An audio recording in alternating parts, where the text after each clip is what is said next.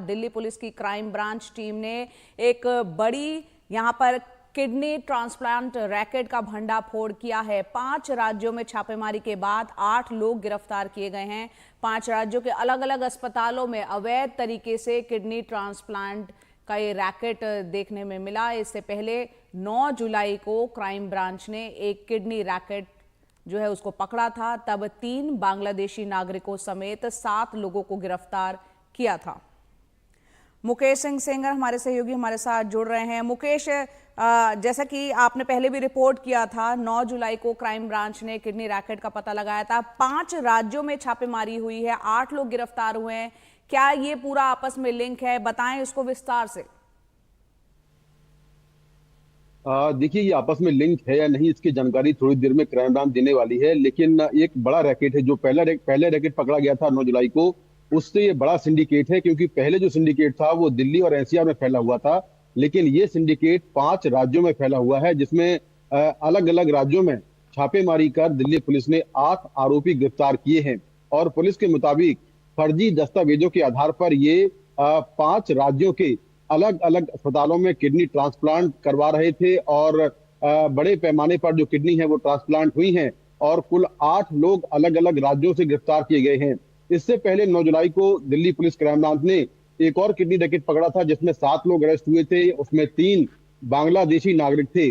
उस सिंडिकेट में जो डोनर थे और रिसीवर थे वो दोनों ही बांग्लादेश के रहने वाले थे। और उस सिंडिकेट का जो मास्टरमाइंड था रसेल नाम का, वो भी बांग्लादेश का रहने वाला था। उस मामले में दिल्ली के एक नामी अस्पताल की डॉक्टर विजया कुमारी अरेस्ट हुई थी। विजया कुमारी ने नोएडा के एक नामी और बड़े अस्पताल में करीब 15 किडनी अवैध तरीके से ट्रांसप्लांट की थी। और क्राइम ब्रांच के मुताबिक एक किडनी लेने के लिए ये लोग 4 लाख रुपए खर्च करते थे और फिर वही किडनी जो है वो 25 से 30 लाख में जो रिसीवर थे उनको बेचते थे। डोनर और रिसीवर दोनों ही बांग्लादेश के रहने वाले थे। तो उस मामले में पुलिस ने जो नोएडा के सीएमओ हैं उनको पत्र लिखा है और कुछ दस्तावेज मांगे हैं। लेकिन उसी बीच अब ये दूसरा जो सिंडिकेट है वो पकड़ा गया है, जिसमें 8 लोग अरेस्ट हुए हैं। और ये सिंडिकेट पहले सिंडिकेट के मुकाबले काफी बड़ा है, क्योंकि ये सिंडिकेट जो है 5 राज्यों में फैला हुआ है। जो पहला सिंडिकेट था वो दिल्ली और नोएडा तक सीमित था, लेकिन ये सिंडिकेट बड़ा है। और सूत्रों के मुताबिक इसमें भी जो डोनर और रिसीवर हैं वो बाहर के रहने वाले हैं। हालांकि थोड़ी ही देर में जो क्राइम ब्रांच के अधिकारी हैं वो नए सिंडिकेट पर पूरी जानकारी देने वाले हैं।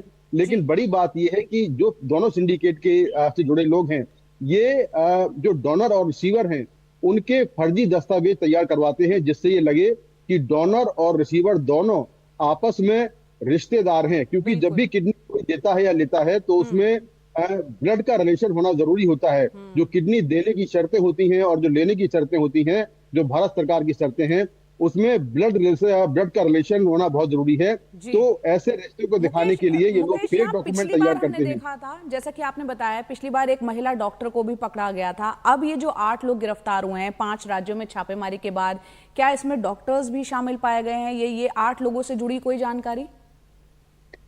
देखिए, हो सकता है कि इसमें डॉक्टर भी अरेस्ट हुए हों। जैसा मैंने कहा कि कुछ ही देर में क्राइम ब्रांच के अधिकारी इस पूरे नए सिंडिकेट पर विस्तार से जानकारी देने वाले हैं, जिसमें वो बताएंगे कि आखिर जो लोग अरेस्ट हुए हैं वो कौन कौन हैं और क्या पहले जो सिंडिकेट पकड़ा गया था उससे सिंडिकेट का लिंक है।